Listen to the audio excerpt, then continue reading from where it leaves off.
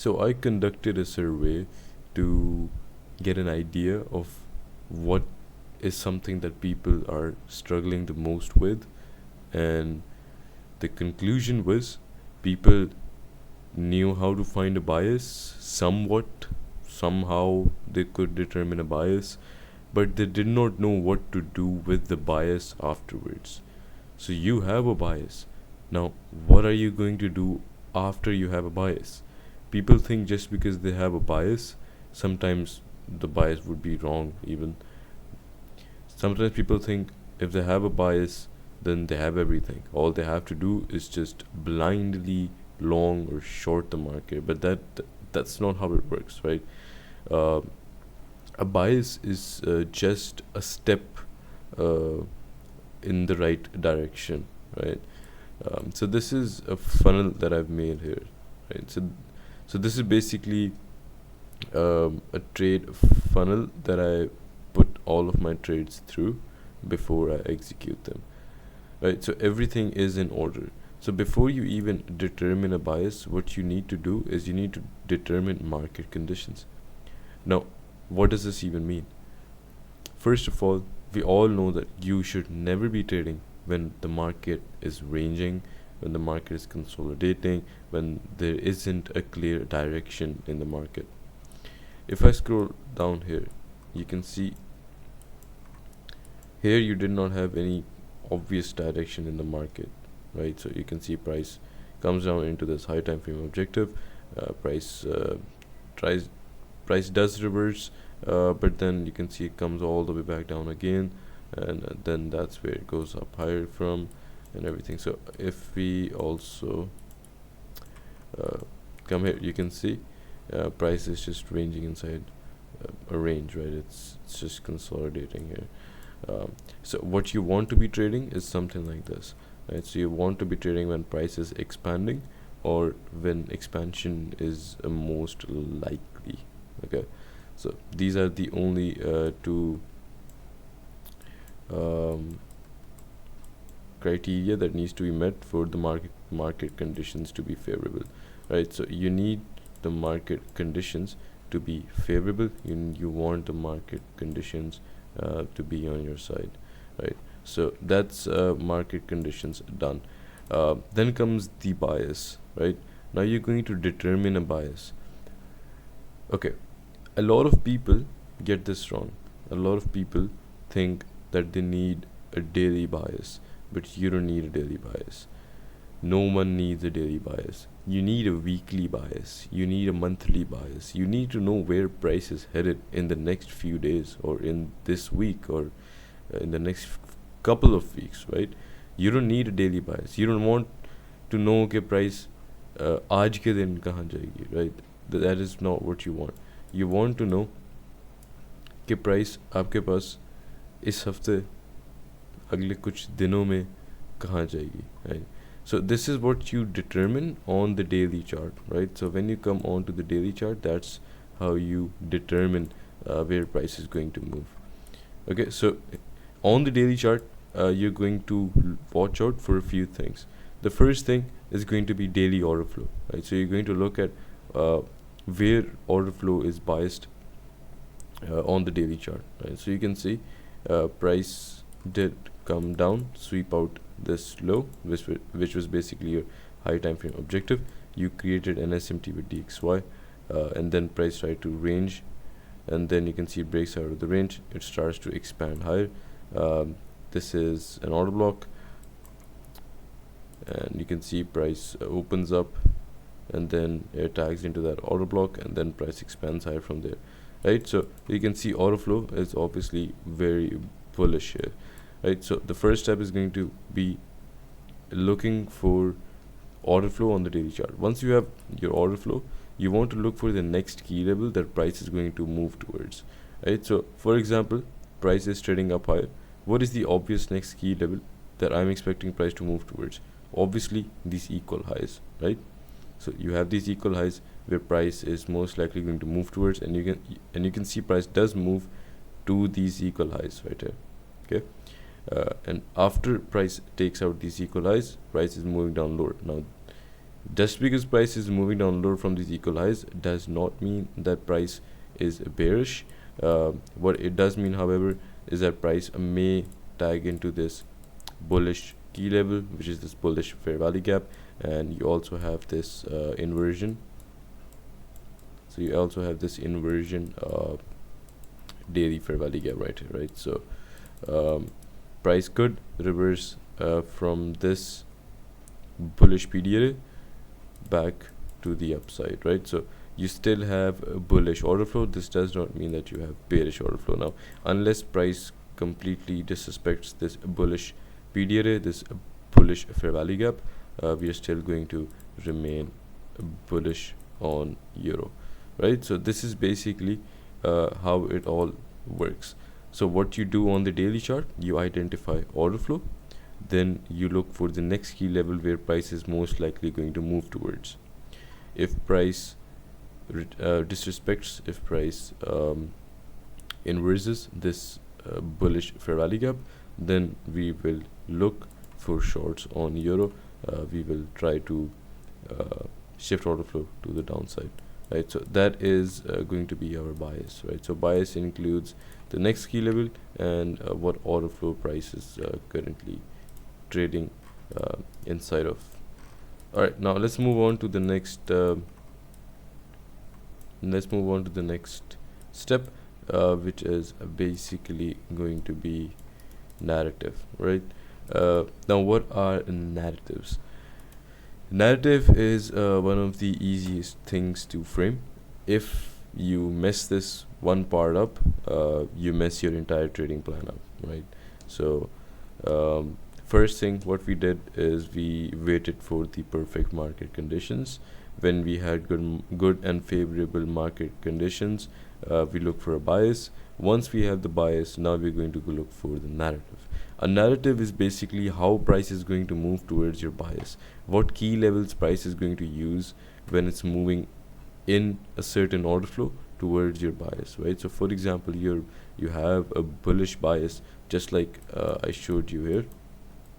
For example, you have this bias, this high right here, and price is moving up in bullish order flow, right, towards that bias. Now in this bullish order flow, you're going to have a lot of a narrative and a lot of trading opportunities to form. Okay, what you need to know is that every narrative is an opportunity to formulate a trade idea, right? You cannot enter a trade without having a narrative, right? Now what time frame are you going to look for these narratives in, right? So you look for your bias on the daily, you're going to look for your narratives on the H4 and on the H1 time frames, okay? So या तो आप 4 hour के time frame पे देखोगे या आप 1 hour के time frame पे देखोगे, right? So here you can see price is obviously trading in bullish order flow on the 4 hour and on the 1 hour, of course, as well. Now what you're going to do here, if I just remove all of these, what you're going to do here is you can see price is taking out swing lows and moving up higher, right? So these swing lows are basically going to be your narrative, right? So you can see you also have a bullish fair value gap here. You have two fair value gaps here, so I'm just going to mark both of those out. You can see price comes into these fair value gaps, and then price starts to consolidate in between. You can see you had a trapped order flow here, right? So you had a bearish fair value gap here as well, which you can see price gets stuck in that bearish gap and this bullish gap both at the same time. Price starts to accumulate, price takes out this low created inside of this bullish gap, and then price moves to the upside, right? So this was an example of a very obvious narrative right here. And then you can see price when price expands to the upside, you can see price opens up another 4 hour fair value gap here, right? And price retraces into it, and then you can see price moves up higher from there, starts to consolidate for a bit, but then you can see price creates a swing low, price takes that swing low out, and then it moves up higher again, right? So this was another narrative, right? So far you had one opportunity to enter a trade here, you had a second opportunity to enter here, you had a third opportunity to enter here, and I think you also had another opportunity to enter here as well. If you look at this candle, this is going to be an order block, right? So price retraces down into this order block, and that's where it moves up higher from. That's another opportunity, right? So this is just the H4 chart. If you look at the H1, obviously you're going to have a lot more opportunities lying there as well, because of course it's a lower time frame. And yeah, you also had an opportunity to enter a trade here. So you can see price engineers the swing low, takes that out, and then moves up higher again, right? So that was another opportunity to enter a trade. So these narratives are basically opportunities for you to enter a trade. Now let's come back to our funnel right here. So now we know what narratives are. Let's move down to execution. Now execution is going to be the last part of your trading system. Execution, you cannot mess this up. Once you have your market conditions laid out, once you have your bias laid out, and once you know what narrative you're going to be using, then comes down the execution, right? So if you mess this up, you're going to lose a winning trade, right? This is where literally most people lack out, right? So this is what we're going to have our entire focus today. So execution, what is execution? What does this mean? What do you mean when you say execution? First of all, you need to know that executing at the right time, at the right moment, is the most important thing that makes for a winning trade, right? So that's basically going to differentiate a losing trade from a winning trade. So you need to take time into account. And what do I mean when I say time? I mean that price should be trading inside of a key time. For example, after 2-day open, price should be moving towards your narrative, or you could have your London 3 to 4 a.m. profile. So price could either manipulate at 3 a.m. or it could either distribute if the manipulation has already occurred. Then you have news events as well. So sometimes before news, price could take out some sort of swing high or low, or it could fulfill your narrative, and then price could move away from your narrative once news comes out. Or if price hasn't manipulated into your narrative, then price will make that manipulation first when news comes out, and then it's going to move into your direction, right? So you have these basically different times where you can enter a trade, right? So that is basically what you call a time-based execution, right? So I'm going to be making a whole another video on time and price-based executions, but in this basically class, we just going to be talking about how you're going to execute, right? So we aren't going to go into a lot of detail, right? So execution, how are you going to basically execute on these narratives, right? So what is this? Okay, so for example, I'm going to show you guys an example of a trade that I took, which was on pound actually, but I'm going to show you on euro here as well. All right, so how did this trade play out? Right, so you can see this was on a Monday, right? You can see you had obvious bullish order flow. Then you can see price creates this huge gap when it opens up. And you can see price takes this low out. DXY ends up taking this low out, so you have an SMT here, and you can see price is moving up higher. Now because we know price is in bullish order flow, we aren't going to expect that price is going to be bearish from this price imbalance, right? So we are only going to be planning for longs here. So what do you see here? You can see this candle, which is the 2 a.m. candle right before 3 a.m. You can see it tags into this H1 bullish fair value gap. So this H1 bullish fair value gap is basically going to be our narrative to long from, right? So this is going to be our narrative which we're going to be longing from now.